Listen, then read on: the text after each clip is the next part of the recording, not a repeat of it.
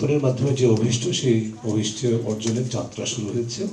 সম্ভাবনা সীমাহীন এবং যে রাষ্ট্র সংস্কারের মৌলিক কথাগুলো বলা হচ্ছে, তার পাশাপাশি নতুন রাজনৈতিক সমঝোতা এবং সেই ব্যবস্থা বন্দোবস্ত, সেটির দিকে আমাদের প্রত্যাশাটা চলমান। এই প্রেক্ষিতে অন্তর্বর্তীকালীন সরকার আমরা যেটা করেছি, বিভিন্ন অংশীজনের আপনারা দেখেছেন, সরকারের বাইরে অংশীজন যারা আছে তাদের একটু পর্যবেক্ষণ করার চেষ্টা করেছি।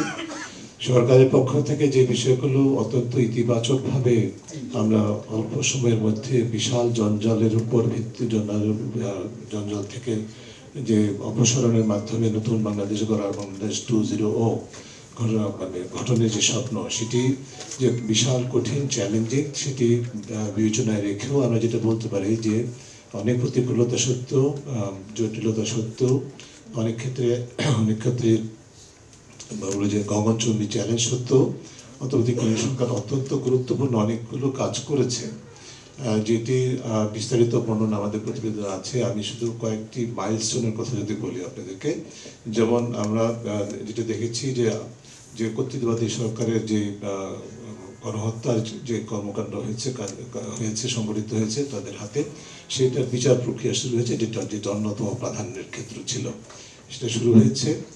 সেটি নিয়ে বিভিন্ন ধরনের পর্যবেক্ষণ আছে, বাট সাবস্টেন্স হচ্ছে এই প্রক্রিয়াটা শুরু হয়েছে। এবং সেখানে আবার আন্তর্জাতিক বিষয় জাতিসংঘেরও একটা, যদিও প্যারালাল, এটার সাথে সরাসরি সম্পর্ক না, প্যারালাল অন্য তদন্ত চলছে। এটা ইতিবাচক আমরা মনে করি। আন্তর্জাতিক গুম বিরোধী যে কনভেনশন, সেটি বাংলাদেশে দীর্ঘদিন প্রতীক্ষিত ছিল, দীর্ঘদিন ফেলে রাখা হয়েছিল, সেটি অন্তর্বর্তীকালীন সরকার দায়িত্ব গ্রহণ করা অনতিবিলম্বে সেটা করেছেন। পাশাপাশি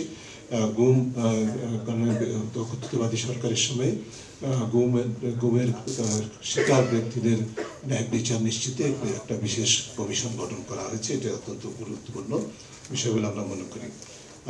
শহীদদের এবং যারা আহত তাদের সম্মান এবং তাদের প্রতি তাদের ক্ষতিপূরণ সংক্রান্ত কার্যক্রমে অবশ্যই আপনারা শুনেছেন, দেখছেন, আপনারা জানেন, আপনারা প্রকাশ করেছেন। কিছু ক্ষেত্রে চিকিৎসার ক্ষেত্রে দুর্বলতা চিহ্নিত হয়েছে এবং সেটি নিয়ে কিছুটা আন্দোলনও হয়েছে।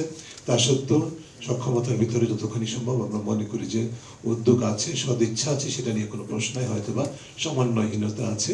তবে একটি বিষয় যেটা আমাদের কাছে মনে হয়েছে উল্লেখযোগ্য একটা সিদ্ধান্ত, সেটা হচ্ছে যে গণভবনকে যে জাদুঘরে, আন্দোলনের জাদুঘর এবং সেখানে যারা প্রাণ দিয়েছেন, যারা অংশ করেছেন, তাদের সম্মানার্থে যে সিদ্ধান্তটি গ্রহণ করা হয়েছে, সেটি জাতীয় জীবনে অত্যন্ত গুরুত্বপূর্ণ একটা বিষয় থাকবে, যেটা যে পরবর্তী প্রজন্মের জন্য এটি আমরা মনে করি গুরুত্বপূর্ণ একটা বার্তা হবে।